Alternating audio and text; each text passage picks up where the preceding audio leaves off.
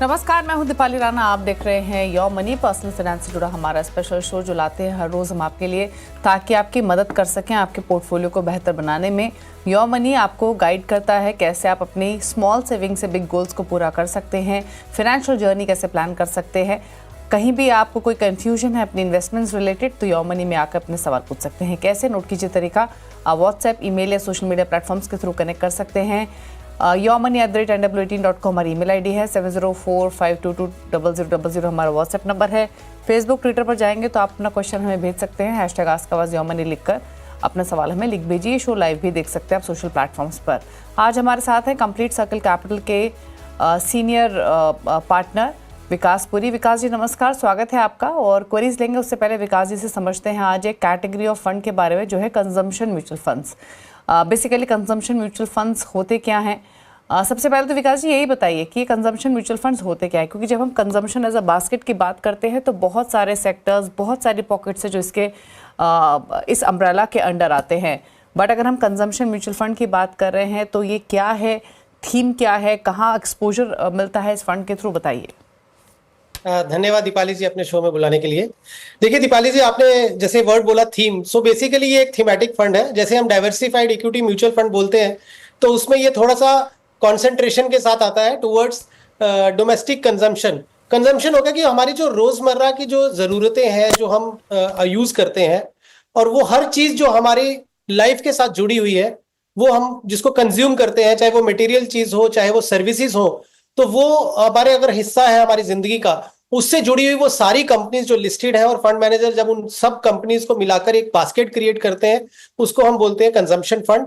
ये thematic fund की category में आता है। ये प्योर सेक्टर फंड नहीं हुआ, ये थीमेटिक फंड हुआ। बिकॉज सेक्टर फंड में दीपाली जी थोड़ा सा इसको फर्दर अगर मैं डीप डाइव करूं तो मान लीजिए अगर कोई आईटी फंड है तो वो केवल आईटी कंपनीज में इन्वेस्ट करता है, या कोई फार्मास्यूटिकल्स का अगर फंड है, फार्मा फंड है, तो केवल फार्मा से जुड़ी हुई जो कंपनीज है, हेल्थ केयर से जुड़ी हुई कंपनीज है उसमें फोकस करते हैं, या बैंकिंग वाला केवल बैंकिंग।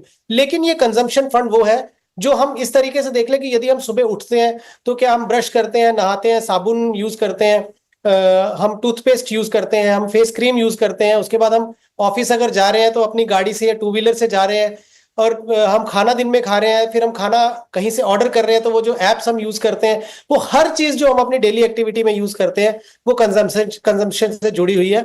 और जब फंड मैनेजर इन सब कंपनीज को आइडेंटिफाई करके एक अच्छा सा पोर्टफोलियो हमारे लिए बनाते हैं तो हम उसको बोलते हैं कंजम्पशन फंड। लगभग बहुत सारे फंड हाउसेस ने इसको लॉन्च किया था बहुत साल पहले, लेकिन अभी ये जो इसकी आप कह लें अहमियत है या जो इसका एक रुझान है वो बहुत हद तक इसलिए बढ़ा क्योंकि अब जो गवर्नमेंट ने नया रूल लाया कि 12 लाख तक कोई भी जो है वो टैक्स नहीं लगेगा, चाहे वो एम्प्लॉई हैं चाहे वो छोटे बिजनेस वाले हैं, तो लोगों के हाथ में कुछ पैसा बचेगा एडिशनल, जिसको डिस्पोजेबल इनकम बोलते हैं, वो बढ़ेगी। और वो बढ़ने से क्या होगा कि लोग अपनी जो एस्पिरेशनल स्पेंडिंग है या डिस्क्रिशनरी स्पेंड है वो बढ़ाएंगे, चाहे वो ट्रेवल हो, चाहे वो न्यू गैजेट्स हो, वाइट एप्लायंसेस हो, या upgradation from a 2 wheeler two 4 wheeler हो, या होम इंप्रूवमेंट हो, नए घर लेना हो, तो ये सारी चीजें उससे जुड़ी हैं। इसलिए कंजम्पशन फंड बहुत रेलिवेंट बन जाता है आज के इस करंट सिनेरियो में। लेकिन एक चीज़ बताइए विकास जी, आपने बताया कि क्या रेलेवेंस है इस फंड की, लेकिन यूजुअली जब हम पोर्टफोलियो क्रिएशन की बात करते हैं, थीम्स की बात करते हैं, तो एक कॉमन व्यू जो तमाम एक्सपर्ट्स का होता है वो ये कि थीमेटिक फंड से बचिए। आप जो अपनी usual large, mid cap, flexi cap, इन कैटेगरीज को रखिए, इन्हीं के थ्रू आपको सब तरीके का एक्सपोजर मिल जाता है। तो उस स्थिति में कंजम्पशन म्यूचुअल फंड की क्या रेलेवेंस है? अगर एक्सपोजर लेना भी चाहिए, जैसे आपने कहा कि मौजूदा करंट सिनेरियो में इस पर्टिकुलर फंड की रेलेवेंस है, अगर रेलेवेंस है भी तो टोटल पोर्टफोलियो में कितना परसेंटेज एलोकेशन इस तरीके के फंड में किया जा सकता है? देखिए दीपाली, बाय डिफॉल्ट जो डाइवर्सिफाइड इक्विटी फंड्स है उसमें बहुत सारी कंजम्पशन ओरिएंटेड जो कंपनीज है वो ऑलरेडी होती हैं, तो इसलिए मैं ये बोलूंगा कि 5% से ज्यादा आपका एक कंजम्पशन फंड नहीं होना चाहिए। या मान लीजिए अगर किसी के पास 6 फंड है तो एक कंजम्पशन फंड हो सकता है। और उसका रीजन ये है कि ये हमारी इंडिया की जो ग्रोथ स्टोरी है उसके साथ जुड़ा हुआ है। यदि हम बोल रहे हैं कि इंडिया में इंफ्रास्ट्रक्चर डेवलपमेंट होगी, नए घर बन रहे हैं, या बैंकिंग सर्विसेज जो है वो छोटे छोटे शहरों तक पहुंच रही हैं, या हम न्यू एज जो अब जो कंपनीज आ गई हैं, फूड डिलीवरी कंपनीज हो गई, जिस तरीके से कंजम्पशन का पैटर्न लोगों का बढ़ते जा रहा है, अब लोग ट्रैवल करना बहुत पसंद करते हैं। पहले उतना स्पेंड नहीं होता था। तो ये सब जो चीजें जुड़ी हुई हैं, अगर ये इंडिया स्टोरी अच्छा प्ले आउट करेगी, आप देखिए दीपाली 35 ईयर्स के नीचे जो हमारे जो पॉपुलेशन है वो 60-65% जो हमारी पॉपुलेशन है वो 35 साल के नीचे के लोगों की है। तो we are a very young country, young India है, और यंग इंडिया बहुत एस्पिरेशनल हो चुका है, क्योंकि बेसिक नीड्स अब हमें लगभग अगर देखेंगे तो इस जनरेशन को नहीं करनी है। जैसे नया घर बनाना, रोटी कपड़ा मकान, जो बेसिक नीड्स हैं, अब जो हमारी नीड्स है वो एस्पिरेशनल हो गई हैं, which means we want to travel, हम अच्छे मोबाइल फोन्स यूज करना चाहते हैं। तो इसलिए ये बहुत रिस्की थीम नहीं है, बिकॉज ये थीम कॉन्सेंट्रेटेड नहीं है, ये भी बहुत बढ़ी हुई थीम है। जैसे हम ऑटो की बात कर रहे हैं, इसमें बैंकिंग की भी बात कर रहे हैं, इसमें हम होम इम्प्रूवमेंट की बात कर रहे हैं, इसमें हम न्यू एज जो कंपनीज हैं उसके साथ, सर्विसेज हैं उसके साथ जुड़ी हुई कंपनियों की बात कर रही हैं। तो इसलिए इसका भी जो होराइजन है बहुत वाइड है, तो बहुत ज्यादा रिस्की नहीं है। इसलिए ये एक कोई कंजम्पशन फंड आपके पोर्टफोलियो का हिस्सा बन सकता है। ओके, चलिए, तो ये रही बात कंजम्पशन फंड की, और क्या रेलेवेंस है और क्या इम्पोर्टेंस है इस पर्टिकुलर कैटेगरी की, वो बताई विकास जी ने। क्वेरीज पर बढ़े, एक लास्ट क्वेश्चन इस टॉपिक से जुड़ा हुआ आपसे, कुछ नेम्स आप सजेस्ट करना चाहेंगे हमारे व्यूअर्स को? देखिए, टाटा का कंज्यूमर फंड है, मेरे एसेट का ग्रेट इंडिया कंज्यूमर फंड है, यूटीआई का कंजम्पशन फंड है। तो ये 3-4 अच्छे कंजम्पशन फंड है जो आपके पोर्टफोलियो का हिस्सा बन सकते हैं। उनमें से आप अपने फंड हाउस की अगर प्रेफरेंस कोई हो किसी भी निवेशक की, उसके बेसिस पे ले सकते हैं। अगर आप इनके पोर्टफोलियो भी देखेंगे तो ब्रॉडली बहुत सारी कंपनीज आपको सिमिलर मिलेंगी। तो इसके लिए मैं कोई पर्टिकुलर एक फंड के लिए नहीं बोलूंगा। अगर आप थोड़ा सा स्टडी करें, आपके निवेशकों के लिहाज से बोल रहा हूं, तो आपको कंजम्पशन के कैटेगरी में काफी सारे फंड हाउसेस के फंड मिलेंगे, तो आप उसमें से कोई सा भी फंड ले सकते हैं। ठीक है, चलिए बात करते हैं अब क्वेरीज की, और रुक करते हैं हमारे पहले व्यूअर की तरफ। शशिधर मिश्रा वाराणसी से हमारे साथ कनेक्टेड हैं। शशिधर जी नमस्कार, बताइए। नमस्कार मैम, नमस्कार सर। जैसा कि मैंने अपने पोर्टफोलियो को शो किया है, उसमें मुझे अभी 2000 का एक एक्स्ट्रा एसआईपी करनी है, जिसके बारे में मेरी क्वेरी थी, उसके बारे में मुझे गाइडलाइन दीजिए। ओके, तो आपका पोर्टफोलियो हमारे पास है, सिर्फ ये बताइए कब से आप इन्वेस्ट कर रहे हैं इस पोर्टफोलियो में, एग्जिस्टिंग पोर्टफोलियो की वैल्यू कितनी है? मैं एग्जिस्टिंग पोर्टफोलियो मैडम अभी लगभग 28 लाख के आसपास है। 10 साल हो गए मुझे इन सभी फंड में इन्वेस्ट करते हुए।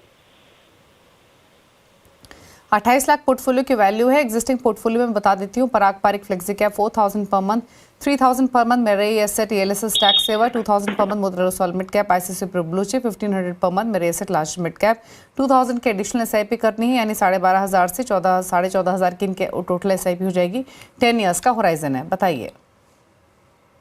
शशि जी, आपका पोर्टफोलियो अच्छी स्कीम्स है। इसमें सिर्फ ये था कि अगर आप ईएलएसएस फंड जो मिराई का कर रहे हैं वो एटीसी बेनिफिट के लिए करते थे, अभी जो न्यू टैक्स रिजीम है उसके हिसाब से आप देख लीजिए। यदि आपको इसकी जरूरत नहीं है तो वो एक सिप है जो आप बंद कर सकते हैं, और आप मिरे का ही जो large and mid cap fund है उसकी आप एलोकेशन बढ़ा दीजिए, तो वो आप 4000 तक लेके जाइए। और फिर और एक आपका जो 500 अगर बच जाता है तो वो आप मोतीलाल ओसवाल का जो मिड कैप फंड है उसको 2000 से आप 2500 कर दीजिए। ये छोटे से चेंजेस कर लीजिए। नया फंड अगर आप ऐड करना चाहते हैं तो जो नया सिप के लिए आप कोटक निफ्टी नेक्स्ट 50 एक अच्छा फंड है, वो आप ऐड कर सकते हैं। और 28 लाख का आपका पोर्टफोलियो का वैल्यू है, 14,500 की आपकी सिप है। यदि मैं इस पे एजम्पशन लेता हूं कि 12% से अगर कॉर्पस आपका बढ़ेगा तो 1,18,00,000 के आसपास आपकी ये वैल्यू बनेगी अगले 10 साल में। और यदि मान लीजिए पोर्टफोलियो ने 15% से रिटर्न दिया, जो कि पॉसिबल है जिस तरीके से हम इंडिया की ग्रोथ स्टोरी की बात कर रहे हैं, तो लगभग 1,50,00,000 के आसपास आपका कॉर्पस बनेगा। ओके, चलिए, तो ये रहा सजेशन आपके पोर्टफोलियो को लेकर। मेरा ये set large mid cap, Motilal Oswal mid cap में आप एलोकेशन बढ़ाइए। 10 साल में अगर आप देखेंगे तो 1.25 करोड़ के आसपास का रिटर्न एक्सपेक्ट कर सकते हैं। फंड सिलेक्शन आपका बेहतर है, थोड़े चेंजेस आपको बताए गए हैं, वो आप अप्लाई कीजिए। अमन से बात करते हैं, हरियाणा से कनेक्टेड है हमारे साथ। अमन नमस्कार, बताइए क्या सवाल है आपका? नमस्कार मैम, मैंने अपना पोर्टफोलियो भेजा हुआ है एसआईपी का। So right now I am doing SIP of around 22,000। उसमें 2 स्मॉल कैप है, ओवरलैपिंग मैं चेक कर चुका हूँ, मेरे को तो ज्यादा नहीं लगी। करंट वैल्यू है जो अराउंड 19 lakhs है। और मैं 22,000 की एसआईपी कर रहा हूँ, मेरे को 25,000 तक करना है, and then next year may be again I add some 5,000 again. तो मेरे को वही पूछना कि फंड सिलेक्शन में कोई चेंजेस चाहिए या नहीं, और 1 CR कब तक पहुंच जाएगा? Current value as on date is around 19 lakh. Okay, 19 lakh portfolio की वैल्यू है। 3000 की एडिशनल एसआईपी करनी है, 22,000 की चल रही है, यानी टोटल एसआईपी 25,000 रुपये महीना की हो जाएगी।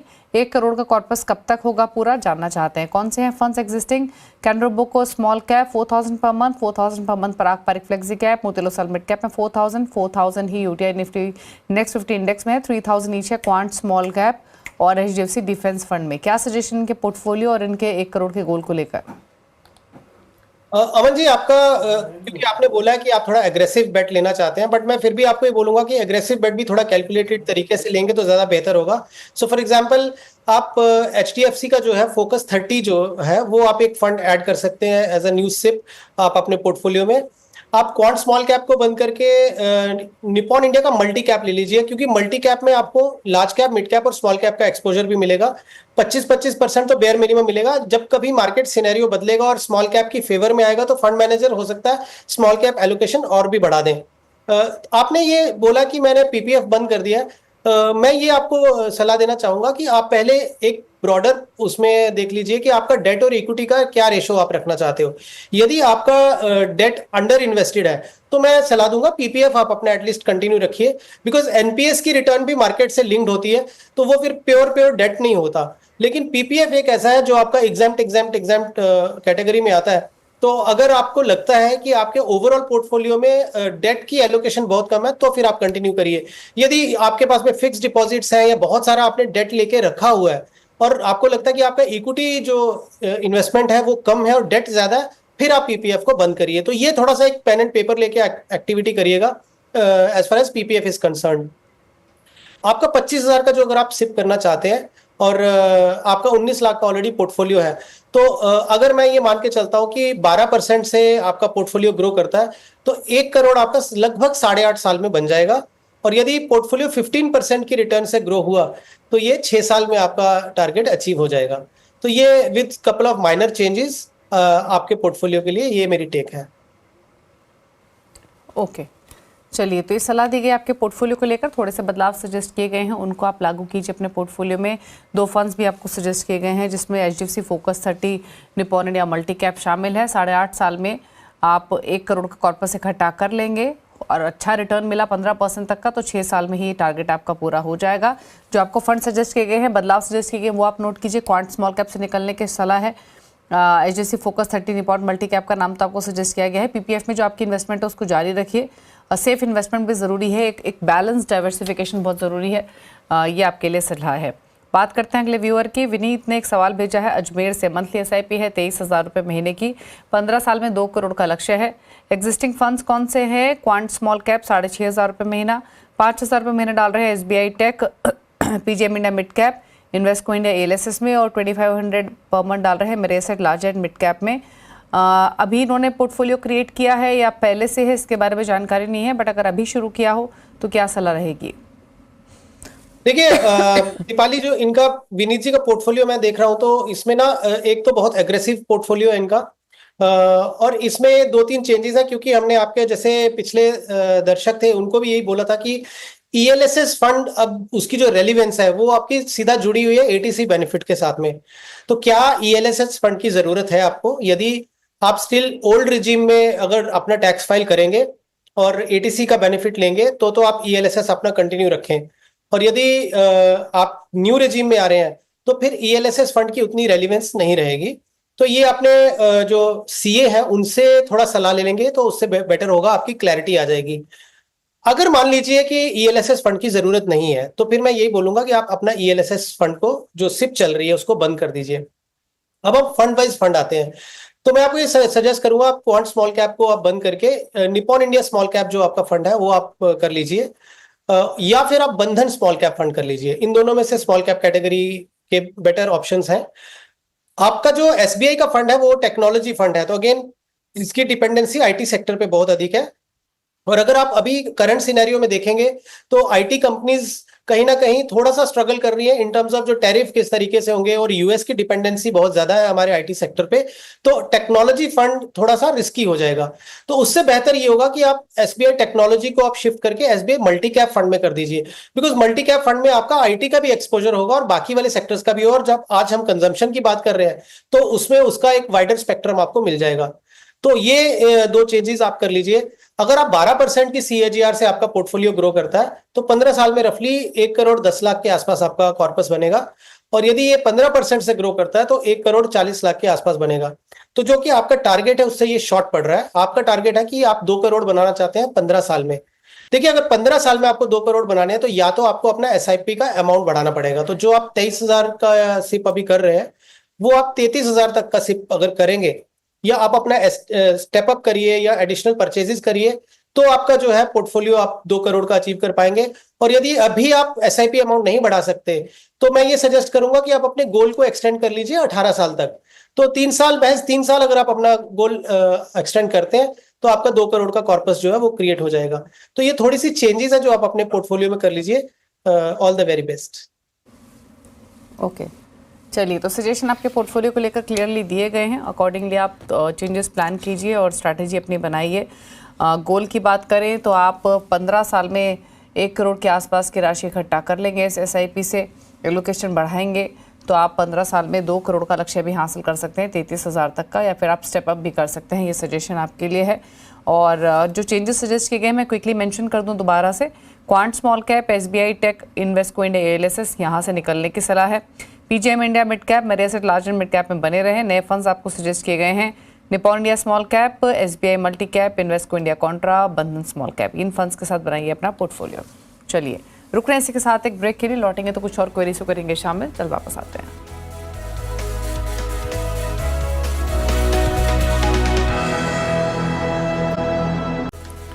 आप देख रहे हैं योर मनी। हमारे साथ विकासपुरी बने हुए आपकी क्वेरीज को आंसर करने के लिए। बात करते हैं अगले व्यूअर से, और अगले व्यूअर हमारे साथ हैं सुजीत सरकार पुणे से। सुजीत नमस्कार, बताइए अपना सवाल। नमस्ते मैम, हमने आपका अपना पोर्टफोलियो भेजा हूँ आपके पास होगा या तो देख लीजिएगा उसमें हमको कोई चेंज करना है कि नहीं, और मेरा गोल जो है 10 साल के लिए है। ओके, 10 इयर्स का आपका गोल है। 25,000 की आपकी एसआईपी है। 2 लाख आपके पोर्टफोलियो की वैल्यू है। और इसके अलावा फंड ट्रांसफर को लेकर भी आपका कोई सवाल था? जी, मैं सोच रहा था कि मेरे नॉमिनीज को जब फंड ट्रांसफर होगा तो क्या उसमें मुझे टैक्स देना पड़ेगा कि नहीं देना पड़ेगा, ये मेरा सवाल था। ओके, तो चलिए 2 पार्ट में आपका क्वेश्चन ले लेते हैं। पहले तो आपका पोर्टफोलियो मैं बता देती हूँ विकास जी को। कैनरा रोबो को focused equity, Motilal Oswal large mid cap, HSBC small cap, HDFC flexi cap, ICICI Pru multi asset. 5 funds है, 5,000 ईच, यानी 25,000 की एसआईपी, 2 लाख की पोर्टफोलियो की वैल्यू, 10 ईयर्स का होराइजन। 10 ईयर्स में कितना कॉर्पस इकट्ठा होगा जानना चाहते हैं। प्लस जो इनके नॉमिनीज हैं इनके इस पोर्टफोलियो में, अगर उनको ये फंड्स ट्रांसफर होते हैं तो टैक्स लायबिलिटीज क्या रहेंगी, क्या प्रावधान होंगे, बताइए।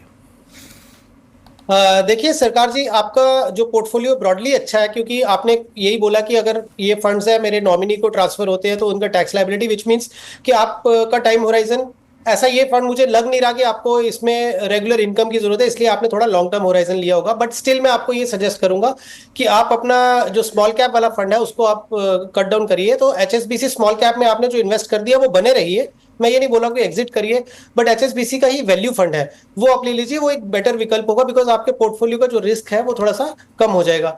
बाकी अगर आपने रिस्क लेना तो आपने मोतीलाल ओसवाल का लार्ज एंड मिड कैप लिया हुआ है, वो आप कंटिन्यू करिए। आपने बहुत अच्छे तरीके से जो है मल्टी एसेट फंड लिया हुआ है, तो आपने फंड्स का जो ओवरऑल बास्केट है वो बहुत अच्छा क्रिएट किया हुआ है। बट एक छोटा चेंज था जो मैंने आपको बताया कि वो आप चेंज कर लीजिए। आपका जो नेक्स्ट क्वेश्चन है कि जब नॉमिनी को ये फंड्स शिफ्ट होते हैं तो क्या उनको टैक्स देना है? उनको टैक्स नहीं देना पड़ेगा, क्योंकि वो इनहेरिट हुए टैक्स फंड्स। टैक्स तब देना होगा यदि उनके जब नाम पे फंड्स ट्रांसफर हो गए, तो उन्होंने अगर चेंज किया या बेच दिए फंड्स अपने या स्विच किए, तब उनको वो टैक्स लायबिलिटी आएगी। बट यदि वो एज इट इज फंड्स जब उनके नाम पे शिफ्ट हो जाते हैं और वो कुछ नहीं करते हैं, बस एज इट इज पड़े रहेंगे, वो फंड ग्रो करता रहेगा, तब तक उनको टैक्स पे करने की जरूरत नहीं है। और जब वो रिडीम करेंगे, सेल करेंगे, तब उनको टैक्स लायबिलिटी आएगी। और वो भी टैक्स लायबिलिटी उस समय के हिसाब से क्या गवर्नमेंट रूल बनाएगी long term capital gain tax, वो उसके बेसिस पे वो डिपेंड करेगा कि उनकी टैक्स लायबिलिटी क्या है। बट ट्रांसफर पे उनको टैक्स की लायबिलिटी नहीं आएगी। एक। और लास्ट आपका क्वेश्चन ये था कि अगर आपका जो पोर्टफोलियो एग्जिस्टिंग चल रहा है कि 2 लाख का आपका लमसम ऑलरेडी हो चुका है और 25,000 की सिप आप कर रहे हैं, तो कितना कॉर्पस क्रिएट होगा? आपने 5 to 10 ईयर्स का बोला, तो एक बहुत बड़ा बैंड है। तो यदि 5 साल में अगर आप बोलेंगे तो लगभग 24 से 25 लाख का ये कॉर्पस बन सकता है। मैं 12% की रेट से ये कैलकुलेट किया है। और यदि 10 साल तक आप रखते हैं तो रफली 62 लाख के आसपास का आपका कॉर्पस क्रिएट हो जाएगा। और क्योंकि मैंने थोड़ा कंजर्वेटिव अप्रोच लिया है 12% का, 15% से यदि ग्रो किया तो इससे भी बेटर आपका कॉर्पस क्रिएट हो सकता है। ओके, ठीक है। और टैक्स रिलेटेड जो इन्होंने बात कही, उसमें एक चीज़ और आपसे पूछना चाहेंगे। यूजुअली अगर नॉमिनीज ना हो और अगर आप कभी किसी को गिफ्ट करना चाहें तो भी उस केस में भी टैक्स इम्प्लीकेशंस क्या रहती हैं? सिमिलर रहती हैं या चेंज होती है, विकास जी? देखिए, गिफ्ट में भी आप किसको गिफ्ट कर रहे हैं कि इमीडिएटली जो ब्लड रिलेशन में गिफ्ट करेंगे तो टैक्स नहीं लगेगा, लेकिन अगर आप थर्ड पार्टी या डिस्टेंट रिलेशन में करते हैं तो लगेगा। तो वो भी देखना बहुत जरूरी है कि जब आप गिफ्ट कर रहे हैं तो किसको आप गिफ्ट कर रहे हैं। ओके, ठीक है, चलिए आगे बढ़ते हैं और बात करते हैं कुछ और क्वेरीज की। एक सवाल हमें ईमेल के थ्रू भेजा है संजना ने कन्याकुमारी से। मंथली एसआईपी है 65,000 रुपये महीने की, पोर्टफोलियो की वैल्यू 40 लाख हो चुकी है, 6 साल का होराइजन है, कितना इकट्ठा होगी राशि जानना चाहती हैं। फंड्स कौन से हैं? Quant small cap 30,000 per month, quant momentum fund 16,000 per month, 5,000 per month है बंधन स्मॉल कैप में, निपॉन स्मॉल कैप में 15,000 पर मंथ है। बताइए क्या सजेशंस? देखिए दीपाली, संजना जी अभी तक लकी रही हैं कि उन्होंने जब ये इन्वेस्टमेंट की 4 साल पहले, तो जस्ट बुल रन का स्टार्ट हुआ था। और उस समय अगर आप देखेंगे लास्ट अगर 8 महीने छोड़ दीजिए तो उससे पहले तक स्मॉल कैप और मिड कैप फंड्स ने बहुत अच्छा परफॉर्म किया। इसलिए मैंने ये बोला लकी कि बिकॉज टाइमिंग बहुत अच्छी हुई इनकी। लेकिन अगर आप पिछले 6 से 8 महीने का टाइम देखेंगे तो स्मॉल कैप फंड्स ने उतना अच्छा परफॉर्म नहीं किया है। आपने अगर एक वेल्थ क्रिएट की है संजना, तो उसको प्रोटेक्ट करना भी बहुत जरूरी है। आपका कॉन्सेंट्रेशन रिस्क यहाँ पे इतना अधिक है कि आपका 70% पैसा सिर्फ एक ही फंड हाउस में जा रहा है। 65,000 की अगर आप सिप कर रही है, 65 या 66,000 की, तो उसमें 46,000 का आपका जो अमाउंट है वो केवल एक ही फंड हाउस में जा रहा है। उसके अलावा अगर आप देखेंगे तो आपका 80-90% पैसा जो है वो स्मॉल कैप फंड में जा रहा है थ्रू डिफरेंट फंड हाउसेस। तो बहुत ही हाई रिस्क है। आपका देखिए वेल्थ क्रिएट हो जाना और उस वेल्थ को प्रोटेक्ट करना ये भी बहुत जरूरी है। तो आपके लिए समय आ गया कि इस वेल्थ को प्रोटेक्ट भी करके रखिए आप। क्योंकि आपने बोला कि मेरा अगला 6 साल में मेरा कितना कॉर्पस क्रिएट होगा, तो विच मीन्स आपका एक कोई गोल होगा जो 6 साल में आ रहा है। उसको देखते हुए आपको पोर्टफोलियो को बहुत जल्दी इसको रिस्ट्रक्चर कर लेना चाहिए। थोड़ा बहुत जो रिस्ट्रक्चरिंग है वो मैं आपको सजेस्ट करता हूं। जैसे आप क्वांट स्मॉल कैप बंद कर दीजिए, जितना इन्वेस्ट किया है वो आप बने रहिए, बाकी का आप उसको बंद करके आप एक फ्लेक्सी कैप फंड ले लीजिए। उसमें आप HDFC फ्लेक्सी कैप या पराग पारिक का फ्लेक्सी कैप फंड ले लीजिए और उसमें आप 20,000 की सिप करिए। सो 30,000 का जो क्वांट स्मॉल कैप आप बंद करेंगे, 20,000 का आपका सिप जो है वो ये फ्लेक्सी कैप फंड में जा सकता है। उसके अलावा आपने जो बंधन का स्मॉल कैप है इसको भी आप बंद करिए, जो आपने इन्वेस्ट किया उसमें छोड़ दीजिए। आप बंधन का ही मल्टी कैप फंड ले लीजिए। देखिए उसमें भी आपको स्मॉल कैप का एक्सपोजर मिलेगा। तो ऐसा नहीं है कि बंधन स्मॉल कैप बंद करके आपको स्मॉल कैप का एक्सपोजर नहीं मिलेगा, बट एटलीस्ट आपके पोर्टफोलियो का जो रिस्क है वो थोड़ा सा नीचे आ जाएगा। उसमें आप 15,000 की सिप कर लीजिए। तो 5 आप कर रहे हैं और जो आपका क्वांट से बचेगा 10 वो ऐड करके 15,000 की आप सिप कर लीजिए। तो ये आप 2 चेंजेस कर लीजिए। निपॉन का जो स्मॉल कैप है आप उसमें बने रहें, उसमें आपको चेंज करने की जरूरत नहीं है। और क्वांट का जो मोमेंटम फंड है वो भी आप बने रहें। स्टिल आपका पोर्टफोलियो बहुत अग्रेसिव होगा, बट मैं ये मान के चलता हूँ कि अगर आप अग्रेसिव इन्वेस्टर हैं तो भी आपको थोड़ा रिस्ट्रक्चरिंग करने की तो जरूरत है ही। जो आपने बोला मेरा टारगेट है 6 साल में आपका अगर 12% से पोर्टफोलियो ग्रो हुआ तो लगभग 1,45,00,000 रुपए के आसपास का आपका पोर्टफोलियो बनेगा। इसमें मैंने 40 लाख जो आपने ऑलरेडी पोर्टफोलियो को बिल्ड कर दिया उसको फैक्टर इन किया है। और मान लीजिए अगर 15% से पोर्टफोलियो ग्रो करता है तो 1,65,00,000 के आसपास आपका कॉर्पस बनेगा। तो ये कुछ चेंजेस हैं जो मैंने आपको सजेस्ट किए हैं। मैं फिर से इस चीज को रिटरेट करना चाहूंगा कि जिस तरीके से मार्केट स्पैन आउट हो रही है और जिस तरीके से 4 साल ये रनअप चला है, स्मॉल कैप और मिड कैप ने बहुत ज्यादा रिटर्न दिया है, बट उस रिटर्न को बचाना बहुत जरूरी है। अब आपको अपने पोर्टफोलियो में एक डाइवर्सिफाइड अप्रोच लेनी पड़ेगी ताकि आपके पोर्टफोलियो यदि यहां से कोई हाई वॉलेटिलिटी या गिरावट होती है तो आपका पोर्टफोलियो बहुत जोरों से क्रैक ना हो। ओके, चलिए ठीक है। तो ये रही सलाह आपके पोर्टफोलियो को लेकर, सब पर्सपेक्टिव से बताई गई है, अकॉर्डिंगली आप प्लान कर सकते हैं। तो ये रही सलाह आपके लिए। संजना जी, अकॉर्डिंगली आप चेंजेस कर सकते हैं। कुछ फंड्स आपको बताए भी गए हैं किस तरीके से डाइवर्सिफिकेशन आपको करना है। वो एक फंड में आपको एसआईपी भी बंद करने की सलाह दी गई है ताकि रिस्क साइड पर ना रहे, क्योंकि ज़्यादातर एक्सपोजर आपका एक ही फंड हाउस में हो रहा है। चलिए, सवाल तो इतने ही शामिल करेंगे, पूछ लेते हैं विकास जी के अब टॉप 4 फंड्स। विकास जी बताइए क्या सजेशंस। दीपाली, यदि यहाँ से कोई अपना पोर्टफोलियो बिल्ड करना चाहता है तो मैं 4 तरह की अलग स्ट्रैटेजीज सजेस्ट करूंगा। और थोड़ा सा अगर किसी को एग्रेसिव बेट लेना हो तो HDFC फोकस 30 एक बहुत अच्छा फंड है, वो पोर्टफोलियो का हिस्सा हो सकता है। इट्स अ फोकस फंड, इसमें 30 स्टॉक्स का बास्केट बनता है, तो बहुत ही अच्छे तरीके से ये इसको मैनेज किया है फंड मैनेजर ने। इसके अलावा कोटक का निफ्टी नेक्स्ट 50 एक फंड ले लीजिए। इसमें इंडिया की जो हमारा NSE निफ्टी की जो बास्केट है स्टॉक्स की, तो टॉप 50 के बाद में जो 50 से 51 से 100 की आती हैं स्टॉक्स, उसकी ये बास्केट है कोटक निफ्टी नेक्स्ट 50। इसके अलावा निप्पॉन इंडिया का मल्टी कैप फंड एक पोर्टफोलियो का हिस्सा बन सकता है, और वाइट ओक कैपिटल का मल्टी एसेट फंड। तो ये 4 अलग अलग स्ट्रेटजीज के साथ पोर्टफोलियो बनाएंगे तो बहुत अच्छे पोर्टफोलियो परफॉर्मेंस की उम्मीद की जा सकती है। ओके, तो HDFC focus 30, Kotak Nifty next 50, Nippon India multi cap, WhiteOak capital multi asset, ये फंड चॉइसेस आपके लिए। Thank you Vikas ji, show में आने के लिए, सभी क्वेरीज को आंसर करने के लिए। इसी के साथ एक ब्रेक का वक्त हो गया है। ब्रेक के उस पार भी खबरें जारी है। नमस्कार।